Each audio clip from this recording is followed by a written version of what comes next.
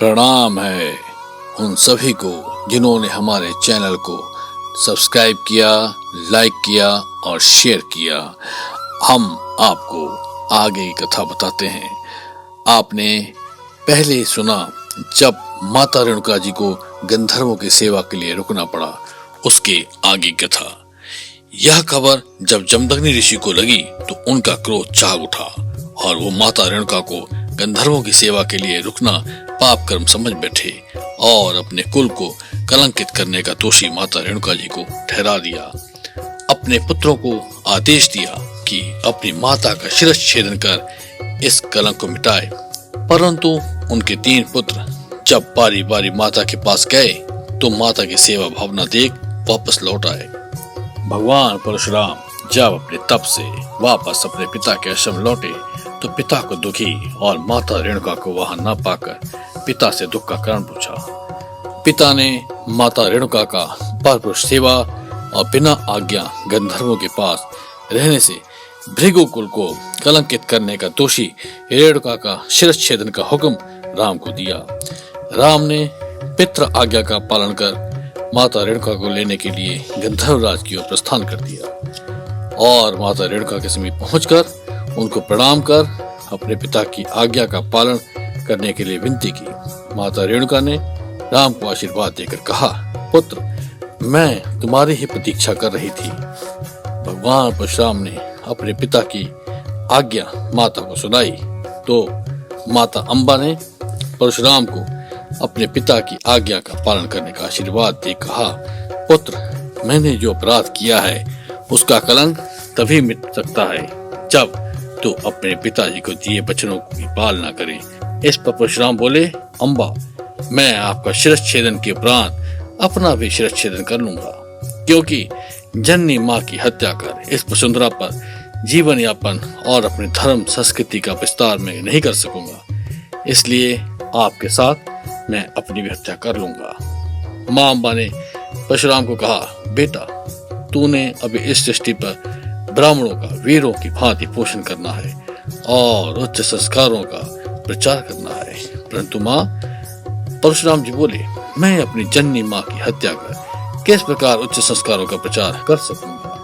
पुत्र जानना चाहेगा कि मैं यहाँ किस कारण से रुकी थी। भगवान परशुराम जी ने कहा, माता, आश्रम से चलने से पहले मैंने शिव आराधना करते समय सब कुछ जान लिया था कि गंधर्वराज जो चलने फिरने से लाचार है उन्हें कोढ़ रक्तपित्त हुआ है और गंधर्ववासियों की भी यही दशा है और आपकी यहाँ लोग पूजा करते हैं और आपके आशीर्वाद और सेवा से लोग ठीक हो रहे हैं, इसलिए आप मेरी नजरों में देवी हैं। मानवता की रक्षा और सेवा आपने की है, सेवा के लिए किसी की आज्ञा की जरूरत नहीं होती।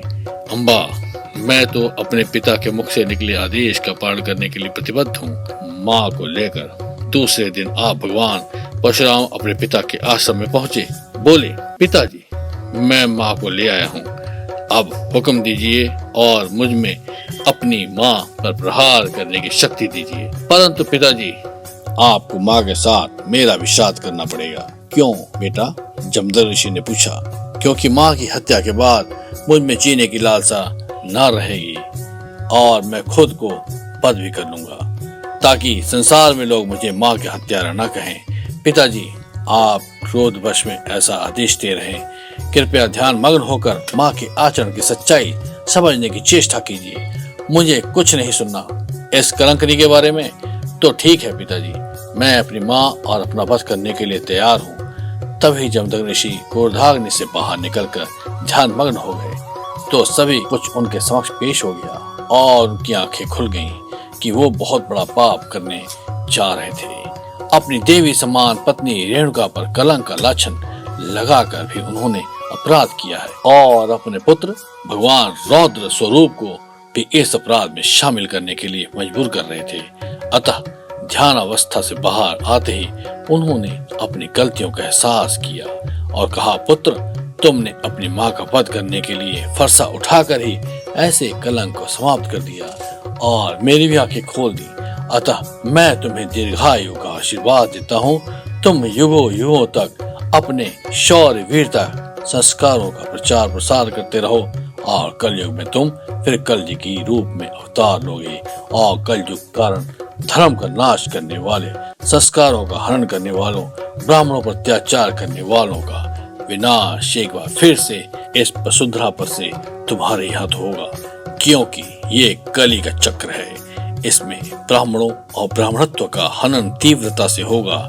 सहस्त्रार्जुन जैसे पापी दुष्ट लोग धर्म का प्रचार करने वालों को हीनता से देखेंगे और उन्हें कुचलने का अनथक प्रयास करते रहेंगे, परंतु तुम्हारे द्वारा युगों युगों तक की प्रेरणा के कारण ना ही धर्म नष्ट होगा और ना ही धर्मात्मा और ब्राह्मणत्व, परंतु क्षीण अवश्य होगा।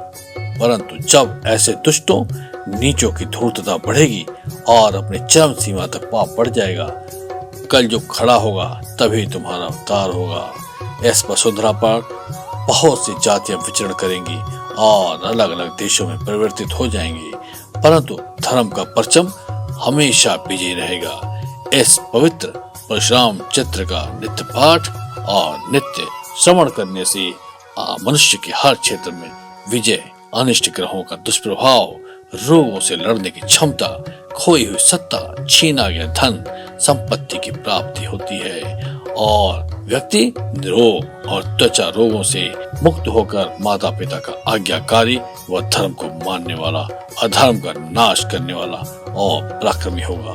इसके साथ मैं यह कथा यहीं पर समाप्त करने की विनती करता हूँ। आपका हमारे चैनल से जुड़ने के लिए धन्यवाद।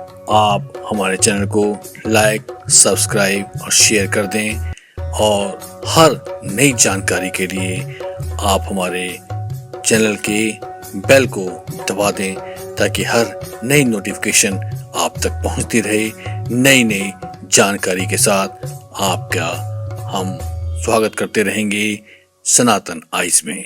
धन्यवाद।